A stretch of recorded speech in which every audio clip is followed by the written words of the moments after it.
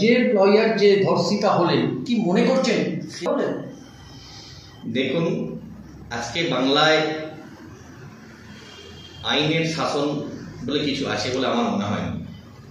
শাসনের আইন চলছে, এখানে বিচার বিভাগের প্রতি সরকারের কোনো আস্থা নেই। যেটুকু চলছে পুরোটা অটোনমির ওপর চলছে। আপনারা দেখেছেন যেভাবে আরজিকর কাণ্ডে এত পরিমাণ জনরোষ জন আন্দোলন হলো, সেখানে কিভাবে পরিকল্পনা মাফিক তথ্য লপাট করে দিয়ে আজকে সেই ডাক্তারকে বলি আর ওখানকার যারা ব্যবস্থাপনায় ছিল তাদেরকেই বলি, আপনার কাছে তারা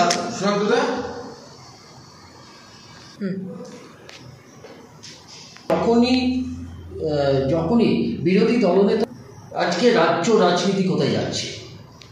দেখুন, যে কোনো বড় ঘটনা ঘটছে সেটাকে প্রথমেই ধামা চাপা কীভাবে দেওয়া যাবে, কীভাবে তথ্য লপাট করা যাবে, সেই পরিকল্পনা একদম উপর স্তর থেকে নিচু স্তর পর্যন্ত মমতা বন্দ্যোপাধ্যায়ের করা আছে।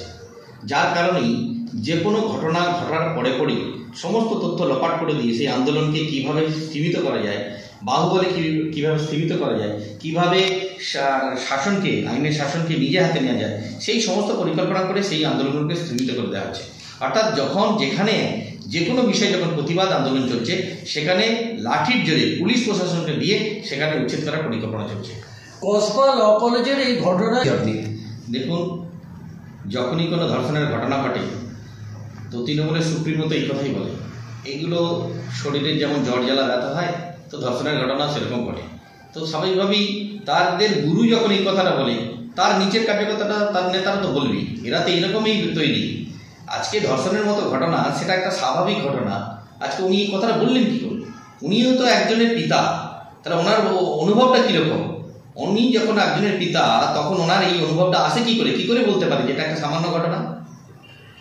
এইভাবে যে কোনো বিষয়কে ওনারা তুচ্ছ করে দেখেন, তুচ্ছ করে দেখে সেটাকে লঘু করার চেষ্টা করেন, যাতে এর বিরুদ্ধে আন্দোলন না হয়, যাতে মানুষ জমায়েত না হয়, যাতে প্রতিবাদ না করে, সেই জন্য তুচ্ছ ঘটনা দিয়ে সাধারণ মানুষের মধ্যে এগুলো প্রচার করার চেষ্টা করে।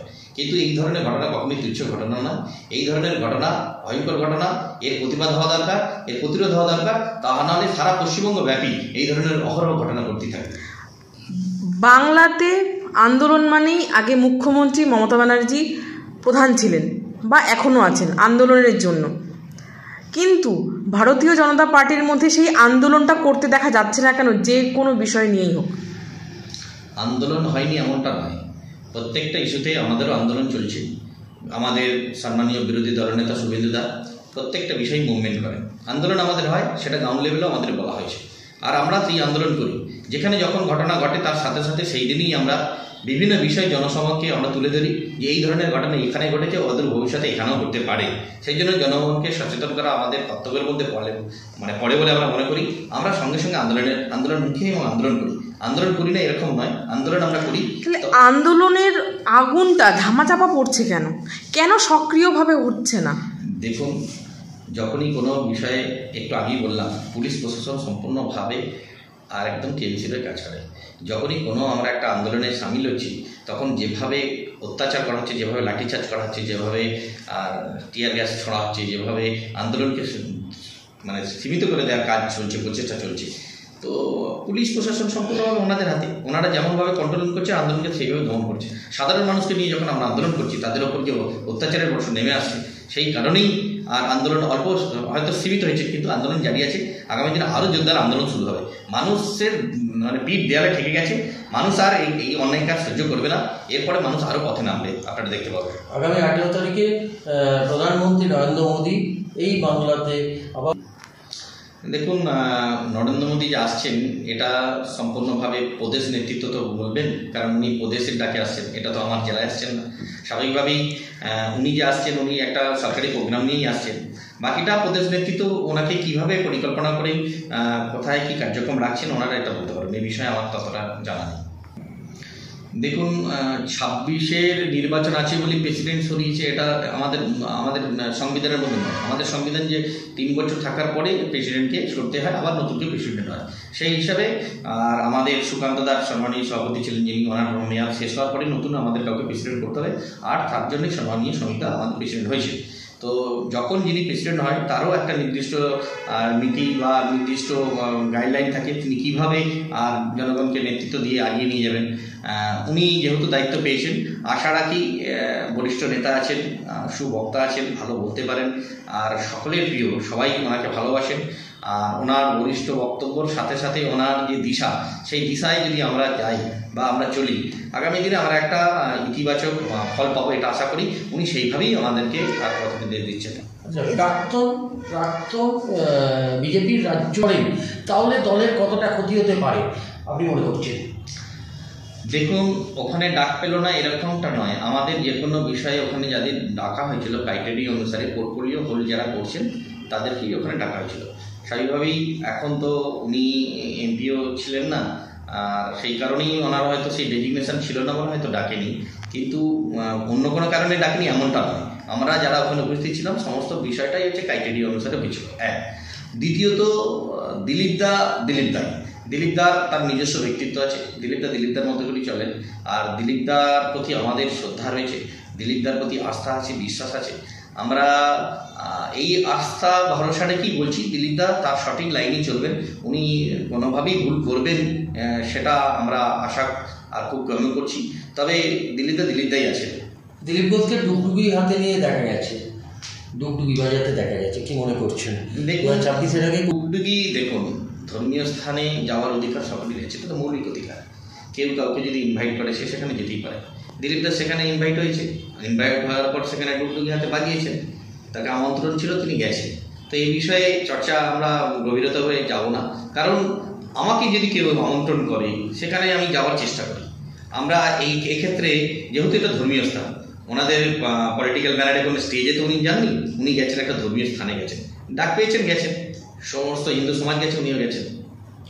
তাহলে মনে করছেন হিন্দু ভাই থেকে সরে গিয়ে এখন মা কালীকে নিয়েও শ্রমিকদা চলতে চাইছেন এবং মুসলিম ভাইদেরও এক করতে চাইছেন, এই কারণেই কি এবার বিজেপির ভোটটা আরও চাঙ্গা হতে পারে?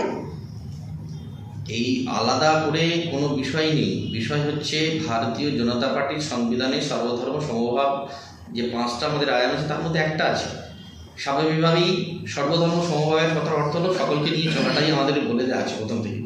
তো এটা আলাদা করে কি, আলাদা করে আমরা ভাবছি, আপনারা প্রশ্ন করছেন সেই জন্য আপনার ভাবনাটা এখানে আসছে, আপনারা প্রশ্ন করছেন আমাদের উত্তর দিতে হবে, কিন্তু আমাদের কখনই আলাদা ভাবনা নেই, সমস্ত জনকে নিতে হবে, নিয়ে আমরা ঐক্যবদ্ধভাবে লড়াই করে এগিয়ে যাব।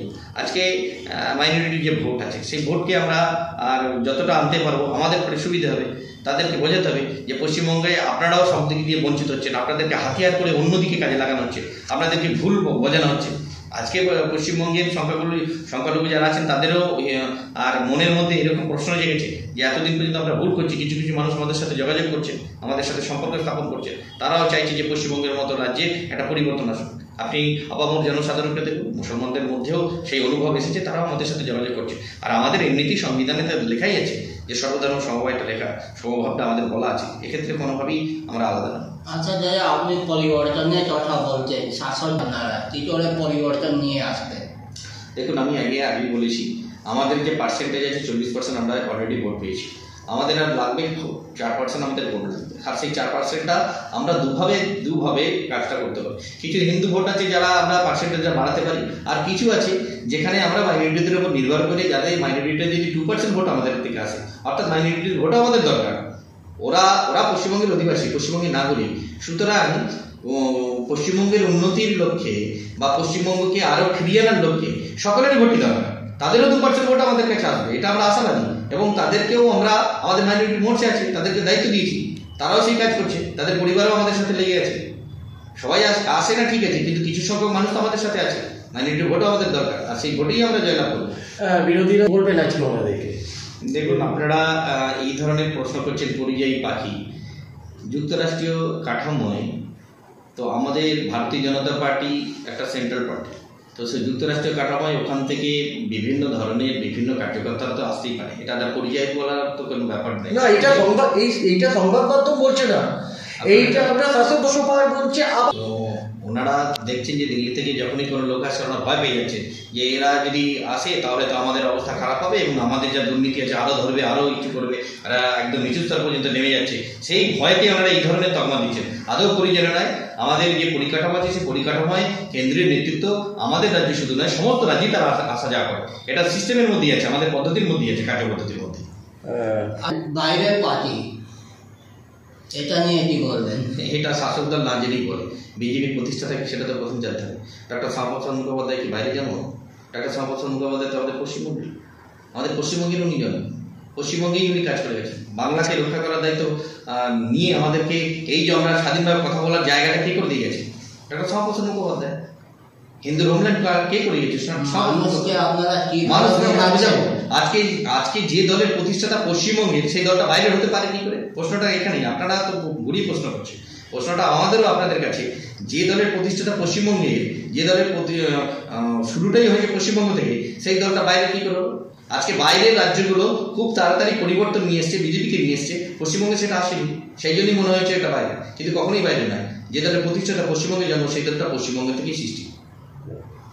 আচ্ছা, 2026-এর ভোটের আগে আবার সিএ এনআরসি নিয়ে ফরমান জারি হয়েছে, কি বলবেন এটা? মানুষের মধ্যে যে ভয় আতঙ্কের সৃষ্টি হয়েছে বিশেষ করে পশ্চিমবাংলার জন্য, সেখানে গিয়ে আপনার শাসক দল ভুল বোঝাতে পারে, ঠিকও বোঝাতে পারে, কিভাবে মানুষকে সেটা নিয়ে সতর্কতা করবেন? দেখুন, এটা তো আইন পাস হয়েছে, এটা শুধু ভোটের আগে নয়, এটা আগে থেকেই চলছে, কিন্তু এটা এরকম কোনো বার্তা নেই। ভারতীয় জনতা পার্টি কাউকে কোনোদিন, বা ভারতীয় জনতা পার্টির সরকার, যেখানে আমরা যে সরকার আমাদের চলছে, সেই সরকার কাউকে কোনোদিন তাড়াবার কথা এখানে বলা নেই।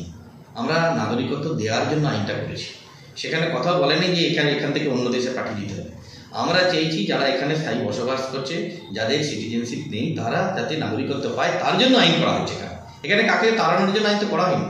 এটা ভুল ব্যাখ্যা দিচ্ছে, ভুল মানুষকে উস্কানিমূলক কথাবার্তা বলছে যে তোমাদেরকে এখানে তাড়িয়ে দেবে, আদৌ কাউকে তাড়ানো হবে। আমরা সাদর অভ্যর্থনা জানাচ্ছি। হ্যাঁ, যারা অনুপ্রবেশ, ঘুষপেট যাতে করছে, যারা অনুপ্রবেশ করছে, তাদের কোনো কার্ড নেই, তাদের আইডি কার্ড নেই, তারা এখানে এসে কি করবে? তাদেরকে বলে দিচ্ছে তাদের নিজের জায়গা ফিরে যাবে, কিন্তু নাগরিকত্ব কারো কেড়ে নেওয়ার জন্য এই আইন নয়, নাগরিকত্ব দেওয়ার জন্য আইন। সুতরাং মানুষকে ভুল বুঝিয়ে ভোট ব্যাংক বাড়ানোর জন্য পরিকল্পনা করেছে, এই পরিকল্পনা ধোপে টিকবে না। আর এটা ভোটের মুখে করছে এরকম না, এই আইন পাস হয়ে গেছে সেন্ট্রালে, সেখান থেকে আইন পাস হয়ে যাওয়ার পরেই এই কাজটা করা হচ্ছে।